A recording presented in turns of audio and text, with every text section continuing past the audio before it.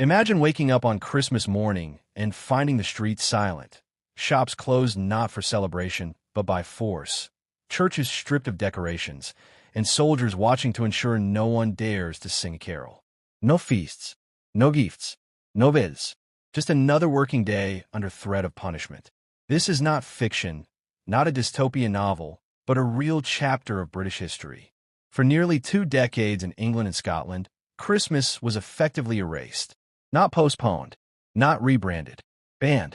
And behind this ban stood a man whose power reshaped daily life, faith, family traditions, and joy itself.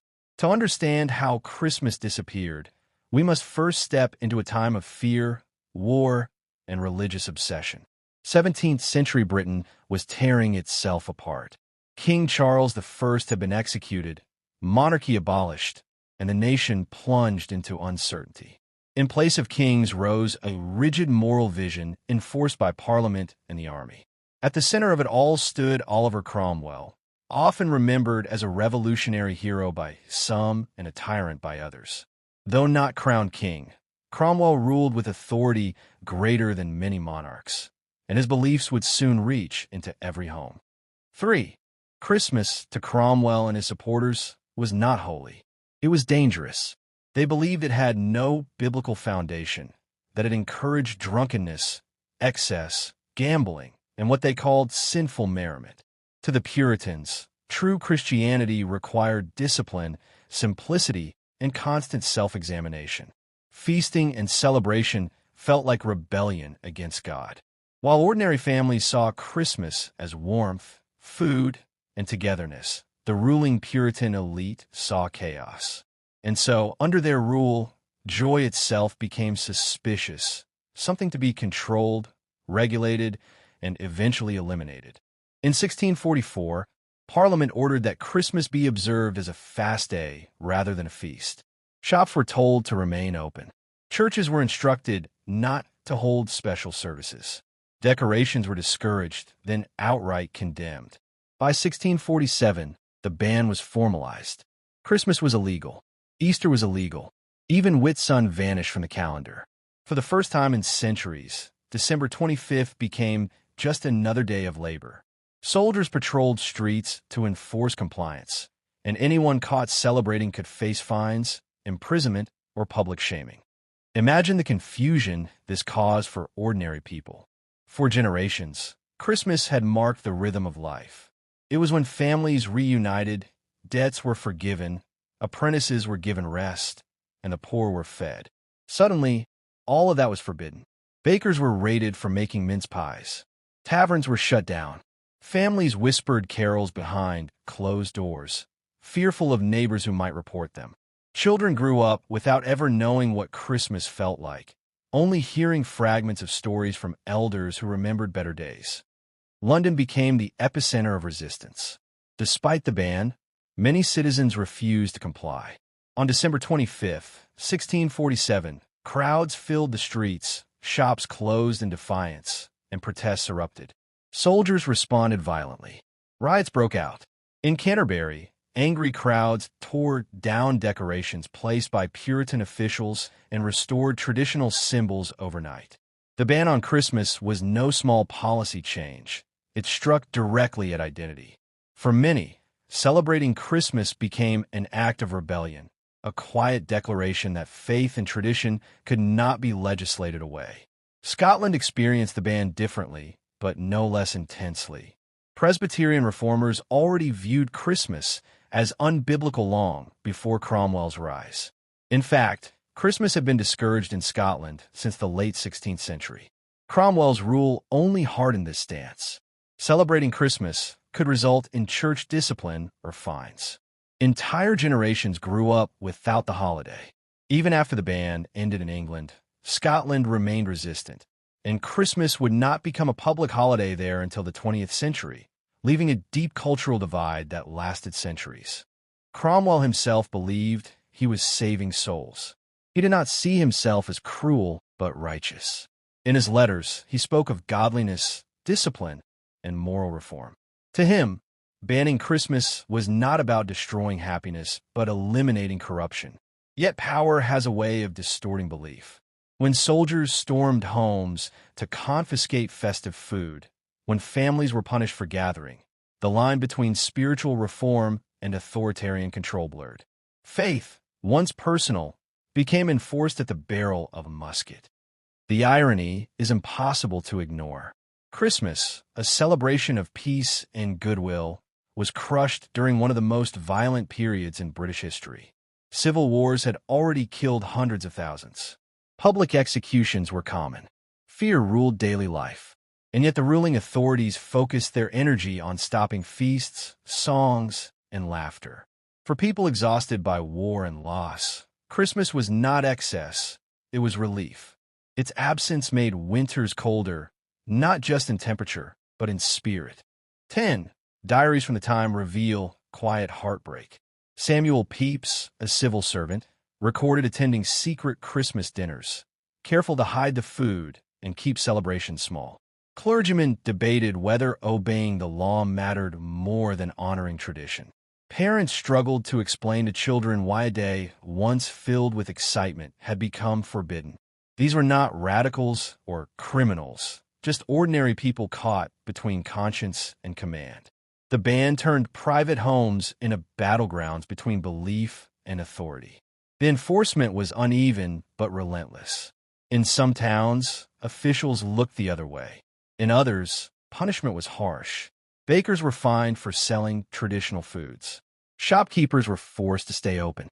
Churches were searched for decorations. The goal was not just to stop Christmas, but to erase it from memory.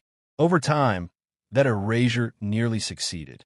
A child born in 1650 would reach adulthood having never experienced Christmas at all, believing the stories of feasts and songs were exaggerated myths. Yet culture has a stubborn way of surviving. Songs were passed down quietly. Recipes were memorized rather than written. Families marked the day with subtle gestures, a better meal, a longer prayer, a whispered greeting. Even under strict rule, Christmas refused to die completely. This quiet resistance shows something deeply human. Traditions tied to family and hope are harder to destroy than laws assume. Cromwell could command armies, but he could not fully command memory. By the late 1650s, Cromwell's health declined, and his grip on power weakened. When he died in 1658, the experiment of Puritan rule began to collapse. Within 2 years, the monarchy was restored under Charles II. One of the first things the people demanded was the return of Christmas. Bells rang again. Churches reopened their doors for celebration. Feasts returned with a vengeance, almost as if people were reclaiming lost time. The restoration of Christmas symbolized more than a holiday. It marked the end of enforced moral control. The return of Christmas was emotional and explosive. After 20 years of silence, the sounds of celebration felt revolutionary. Markets overflowed, streets filled with music. The holiday became a statement. Joy had survived oppression. For many, Christmas now carried deeper meaning, representing resilience, memory, and freedom. The ban had failed in its ultimate goal. Instead of erasing Christmas, it transformed it into a symbol of resistance against authoritarian rule. Scotland, however, remained different. While England embraced the restored holiday, Scotland continued to view Christmas with suspicion. It was seen as foreign, English, and unnecessary. For centuries, December 25th passed quietly north of the border. Only in 1958 did Christmas Day become a public holiday in Scotland, a delayed echo of Cromwell's influence. This long absence shaped Scottish culture, where New Year celebrations took precedence, and Christmas felt like an imported tradition rather than a native one. Looking back, the ban on Christmas forces us to confront uncomfortable questions. Can the state dictate joy? Can belief justify control over private life? Cromwell's supporters believed morality required force. His critics saw tyranny dressed as righteousness. The truth likely sits somewhere between conviction and cruelty. What is clear is that banning a tradition so deeply rooted in family and identity caused lasting scars. It fractured trust between rulers and the ruled, showing how quickly idealism can become oppression. The story is also deeply relatable today. Many people have experienced moments when traditions were interrupted by war, crisis, or law. The feeling of losing rituals that anchor time is profoundly unsettling. Christmas under Cromwell reminds us that traditions are not trivial. They provide continuity, comfort, and meaning. When taken away, people feel unmoored. That emotional truth connects 17th century England to the modern world more than we might expect. Cromwell never called himself king, but in effect, he ruled as one. His authority reshaped religion, politics, and daily life. Unlike crown monarchs, his power came from ideology rather than bloodline. That made it more fragile, but also more intrusive. By trying to purify society, he ended up policing happiness. History remembers him as complex, a man of faith, a military genius, and the ruler who believed Christmas itself was a threat. The ban also reshaped how Christmas would later be celebrated. After its return, excess became part of its identity. Feasting, music, and decoration flourished, almost in defiance of the past. Victorian traditions later softened and redefined the holiday, but the memory of its suppression lingered. Christmas became not just religious or cultural, but emotional, a symbol of warmth deliberately protected against future attempts to erase it. It is striking how a holiday, now associated with light, generosity, and peace, was once considered dangerous. That contradiction reveals how power reframes meaning. To Cromwell, Christmas represented disorder. To the people, it represented humanity. The clash between these views turned December 25th into a political battleground. The ban failed because it misunderstood the purpose of tradition. Christmas was never just about doctrine. It was about connection. For the families who lived through those 20 years, the damage was personal. Children grew up without shared memories their parents cherished. Communities lost moments that once brought them together. Even after the ban ended, something had changed. People understood how fragile joy could be when authority decided it was unnecessary. That awareness shaped future resistance to moral absolutism imposed from above. Today, when Christmas lights fill streets and songs play endlessly, it is easy to forget how close the holiday came to extinction. The ban is a reminder that even the most familiar traditions survive only because people protect them. Laws can silence bells, but they cannot silence longing. Cromwell learned that controlling behavior does not control belief. The memory of Christmas lived on, waiting for the moment it could return. The king who banned Christmas did not erase it from history, but he changed it forever. His rule exposed the limits of power and the resilience of culture. By trying to eliminate joy, he revealed its importance. The 20-year absence turned Christmas into something more than a date. It became a symbol of endurance, passed quietly from one generation to the next until it could be spoken aloud again. In England and Scotland, the shadow of that ban still lingers differently.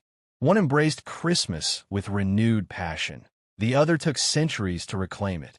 Both stories trace back to the same moment when belief collided with authority. The lesson is simple but powerful. When rulers try to control the soul of the people, they often strengthen it instead. So the next time Christmas arrives with all its noise, chaos, and warmth, remember that there was a time when celebrating it required courage. Remember the families who whispered songs in the dark, the children who never knew the holiday, and the ruler who believed banning joy was righteous. Christmas survived because people refused to let it die. And in that survival lies one of the quietest, most human victories in history.